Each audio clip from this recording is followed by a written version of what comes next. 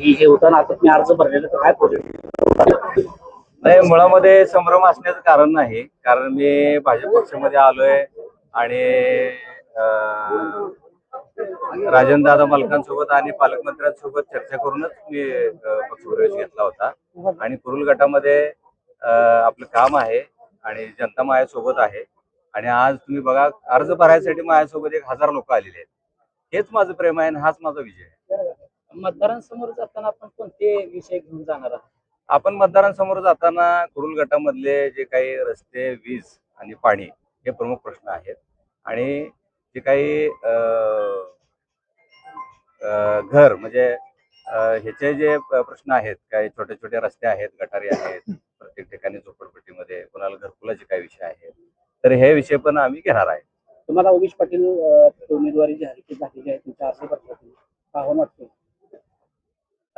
मी मागच्या महिन्याभरामध्ये पूर्ण घर टू घर सगळ्यांना भेटलेलो आहे, माझ्या मतदारांशी त्यांच्याशी संवाद साधलेला आहे.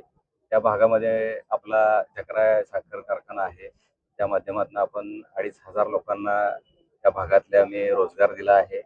10,000 शेतकऱ्यांचा ऊस मी तोडतो. त्यांच्यासोबत माझी खूप कौटुंबिक नाळ जोडलेली आहे. आणि ज्यावेळी मी आज घरी जातो त्यांच्या, तर प्रत्येकाचं तो काही आजारात तिथे म्हणा किंवा ते काय त्यांनी जे काय माझं स्वागत केलंय, त्याच्यामुळे मला असा विश्वास वाटतोय की माझा विजय हा निश्चित आहे. खरं तर गावभेट दौरा करत असताना दादा तुमचे लोकांनी काय काय प्रश्न मांडले आणि त्या प्रश्नाचं तुम्ही निरसन कसं करणार आहात? आज जो तुमच्या रॅली निघाली त्या रॅलीला जनतेचा प्रतिसाद पासून काय वाटेल तुम्हाला? जनतेचे प्रश्न मोठे आहेत. प्रामुख्याने प्रश्न आहेत ते रस्त्याचे आहेत.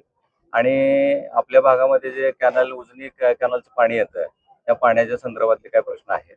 रस्त्याचे जे प्रश्न आहेत ते आता पाणंद रस्ते म्हणा किंवा जे ग्रामीण रस्ते आहेत, ते रस्ते पक्षाशी बोलून पालकमंत्री आहेत, राजन मालक आहेत, यांच्या माध्यमातून आपण तो सगळा प्रश्न प्रामुख्याने सोडूया. आणि लोकांना हा जो उत्साह दिसतोय, तर लोकांना माझ्याकडून अपेक्षा दिसत आहेत पुढच्या भविष्यामध्ये. येणाऱ्या काळामध्ये मी त्यांना एक आश्वासक चेहरा वाटतो असं एकंदर दिसतंय. माझ्यापेक्षा मीडियाला जास्त समजेल. तरुणांच्या रोजगारासाठी परवा तुम्ही काम करतो. निश्चितच माझा तो पुढचा प्लॅन आहेच.